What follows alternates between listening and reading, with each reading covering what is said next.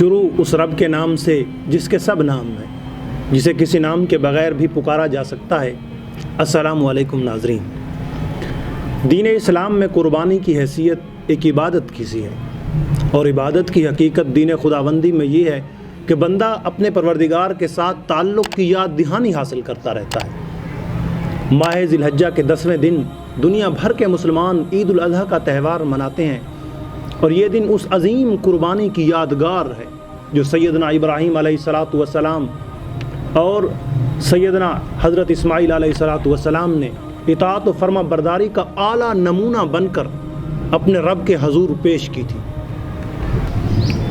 جیسا کہ آپ سب بھائیوں کے علم ہے، عید الاضحیٰ کی آمد ہے، تو ہر سال اس موقع پر قربانی کے جانوروں کی بہار آتی ہے، اور ہر گھر میں اس بات کا تذکرہ رہتا ہے کہ بکرا خریدا جائے یا پھر گائے میں حصہ ڈالا جائے۔ قربانی کا جانور خریدتے وقت ہر بندے کو مشکلات سے گزرنا پڑتا ہے۔ مثلا بکرا، بکری، بھیڑ کی عمر کا اندازہ کس طرح ہوگا، کیسے پتہ چلے گا کہ یہ 1 سال کی ہے یا نہیں ہے۔ گائے، بیل، بھینس، اس کی عمر کا اندازہ کیسے ہوگا کہ یہ 2 سال کی ہے یا نہیں ہے۔ اسی طرح اونٹ یا اونٹنی کی عمر 5 سال ہے کہ نہیں ہے۔ ان ساری باتوں کے لیے ہم نے ڈاکٹر سبحان بلوچ کو دعوت دے رکھی ہے، وہ اس چیز کے بارے میں ہماری رہنمائی فرمائیں گے۔ تو ڈاکٹر صاحب سے بات کرتے ہیں۔ Very warm welcome to the show doctor صاحب۔ لیئر صاحب بہت شکریہ آپ کا اور آپ کی ٹیم کا۔ جانور کی عمر قربانی کے لیے تو جاننا بے حد ضروری ہے، ویسے بھی ضروری ہے کہ جانور کی عمر کا اندازہ ہونا چاہیے۔ مسلم شریف میں بھی ہے حدیث میں کہ جانور جو ہے نا 2 دانتہ یا مسنہ کا لفظ استعمال کرتے ہوتے ہونا چاہیے، خاص طور پہ قربانی کے جانور جن کی قربانی جائز ہے۔ بکرا ہو گیا، بکری ہو گئی، مینڈھا ہو گیا، اور دمبا ہو گیا، گائے ہو گئی یا بھینس ہو گئی یا پھر اونٹ ہو گیا۔ ان کی عمر تعین کی جا چکی ہے اسلامک پوائنٹ آف ویو سے کہ بکرا 1 سال کا ہو تب اس کی قربانی جائز ہے، گائے 2 سال کی ہو تب اس کی قربانی جائز ہے، اور اونٹ 5 سال تب اس کی قربانی جائز ہے۔ اب ان کا تعین کیسے کریں گے ہم لوگ؟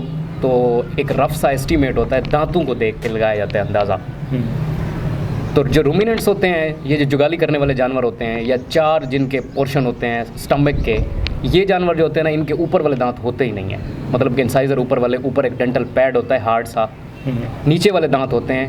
اور یہ چھوٹے جانور جو ہیں جس میں اسمال رومیننٹس جن کو کہتے ہیں، بھیڑ بکریاں جو ہوتی ہیں، ان میں جو 8 دانت ہوتے ہیں نیچے والے، یہ جب بچہ پیدا ہوتا ہے تب تو 2 ہوتے ہیں، دودھ کے دانت ہوتے ہیں، اور پھر یہ پورے 8 بن جاتے ہوتے ہیں، دودھ کے ہوتے ہیں۔ دودھ کے دانت جن کو ڈیسیڈوس بھی کہتے ہیں، اور پھر ان کے بعد آتے ہیں پرماننٹ ٹیتھ۔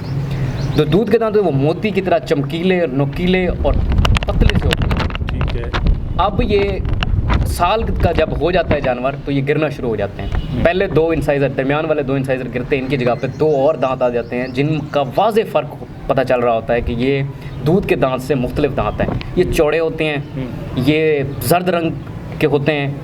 اسی طرح اگر یہ 1 سال کا بکرا ہو گیا ہے تو اس کے 2 دانت دودھ کے گر جائیں گے، نئے 2 دانت آ جائیں۔ ٹھیک ہے۔ یہ اس کو کہتے ہیں دوندا، ٹھیک ہے، یا سرائکی میں کہتے ہوتے ہیں ڈوندا۔ ٹھیک ہے۔ پھر آ جاتا ہے چوگا۔ 1 سال کے بعد، 1 سال کہتے ہیں 12 مہینے یا پھر 14 مہینے تک اس کا ہو سکتا ہے، کیونکہ دانتوں کے درمیان جو دودھ کے دانتوں کے درمیان گیپ آنا شروع ہو جاتا ہے، پھر وہ گرتے ہیں، پھر ان کے بعد دوسرے دانت آتے ہیں، اور پھر ان کے درمیان گیپ آنا شروع ہو جاتا ہے، پھر گرتے ہیں، اور سائڈ والے انسائزر پھر اسی طرح 2 دانت اور 2 دانت گرتے ہیں 2 سال، پھر 2 سال کا ہو جاتا ہے بکرا۔ اسی طرح پھر چھگا ہو جاتا ہے، پھر 8 کے 8 دانت تک گر جاتے ہیں، پھر نئے آ جاتے ہیں سارے کے سارے۔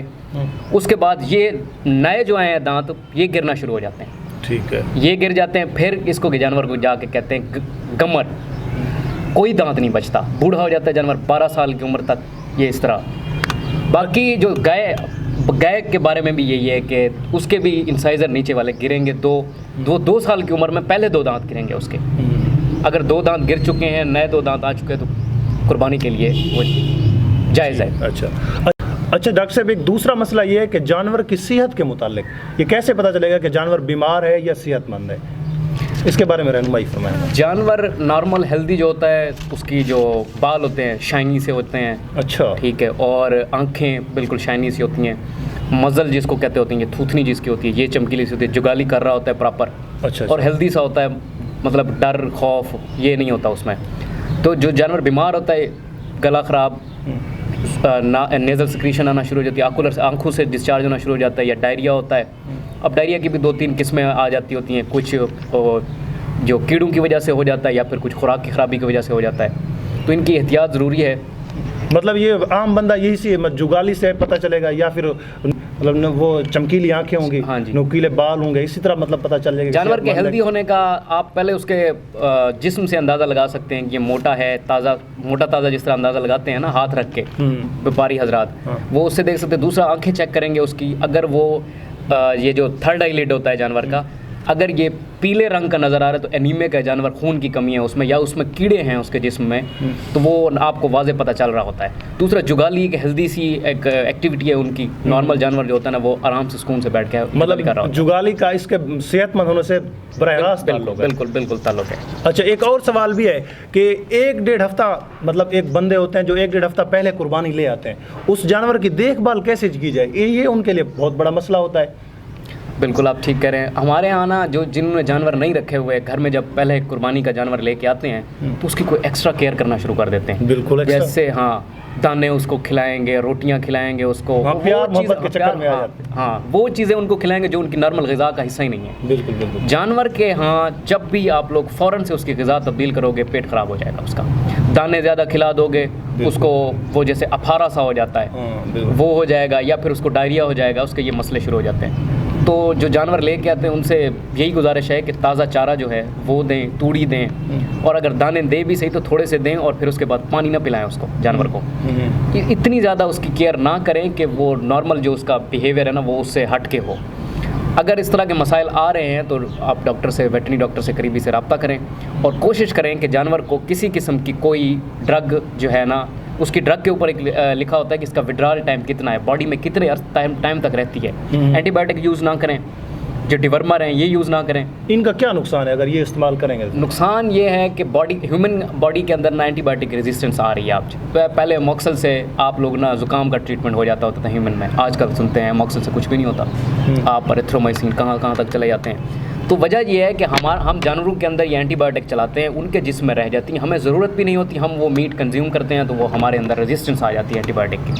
अब कोशिश करें कुर्बानी का जानवर जो लेके आ रहे हैं वो एंटीबायोटिक बिल्कुल यूज़ ना करवाएं, सिम्टोमेटिक ट्रीटमेंट करें, और ऐसी मेडिसिन देखें, ऐसी मेडिसिन डॉक्टर से कहें कि वो लिख के दें जो 1 या 2 दिन के अंदर जिस्म से खारिज हो जाए। मेडिसिन के ऊपर लिखा होता है कि ये इतने दिन तक उसके जिस्म में रहती है।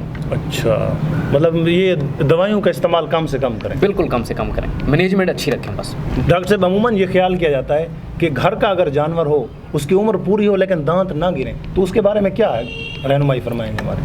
लिगार साहब, दांत टूटने का या गिरने का जो ताल्लुक है ना, ये रफ एस्टीमेट है, 1-2 महीने का फ़र्क आ सकता है इसमें। अच्छा। लेकिन अगर घर का जानवर है, फ़िक़्ह हनफी के मुताबिक घर का जानवर है, साल का मुकम्मल हो गया है, तो वो कुर्बानी के लिए आप उसकी कुर्बानी कर सकते हैं। अच्छा।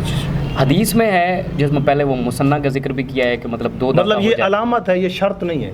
हाँ, बाज़ अब अहनाफ के करीब जो है ना, जो फ़िक़्ह हनफी के करीब है, वो कहते हैं कि जानवर का साल का होना पूरा होना ज़रूरी है, दांत का टूटना ज़रूरी नहीं है।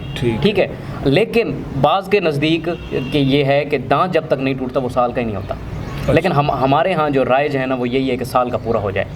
दूसरी बात यह है कि जो पहली हदीस मैंने तज़किरा किया है जिसका, उसमें ये बात भी है कि मेंढे के बारे में सिर्फ जज़ा उसको कहते होते हैं, कि उसके बारे में ये है कि अगर 6 माह का भी है लेकिन वो दिखने में मोटा ताज़ा इतना है कि 1 साल के बराबर लगता है, सिर्फ मेंढे के बारे में उसकी कुर्बानी जायज़ है। अच्छा। बकरी होगी या फिर गाय होगी, उनके हाँ, मेंढे के बारे में एक्सेप्शन है। बकरी और गाय या फिर ऊँट के बारे में ना जज़ा अलाउ नहीं है, कि वो जब तक ऊँट 5वें से 6ठे साल में दाखिल नहीं हो जाता उसकी कुर्बानी जायज़ नहीं है। गाय 2 से तीसरे साल में दाखिल नहीं हो जाती नहीं है। बकरा साल का मुकम्मल नहीं हो जाता नहीं। लेकिन मेंढे के बारे में ये बात है कि अगर 6 महीने का है और मोटा ताज़ा इतना है कि साल का लगता है तो उसकी कुर्बानी जायज़ है। माशाअल्लाह। डॉक्टर साहब बहुत शुक्रिया तशरीफ़ आवरी के लिए। इरशाद नबवी सल्लल्लाहु अलैहि वसल्लम है कि खुदा के नज़दीक ईद के दिन कुर्बानी के जानवर का खून बहाने से ज़्यादा पसंदीदा अमल और कोई नहीं है। कुर्बानी के जानवर के हर बाल के बदले में नेकी लिख दी जाती है। अल्लाह ताला को कुर्बानी के जानवर का गोश्त पोश और जिसामत से कोई गरज ही नहीं है। उन तक वो तकवा पहुँचता है जो कुर्बानी के پیچھے کار فرما ہوتا ہے۔ اس عید پر بھی عام عیدوں کی طرح خوب رونق، چہل پہل اور میلہ سا رہتا ہے، لیکن اس کی اہم ترین تقریب قربانی ہے۔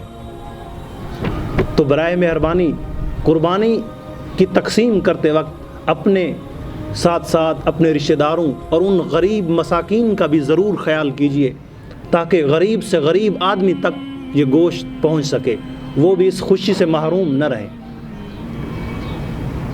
میں آپ کو آخر میں یہی پیغام دینا چاہوں گا کہ میری جانب سے اور میری پوری ٹیم کی جانب سے تمام اہل اسلام کو ایڈوانس عید مبارک۔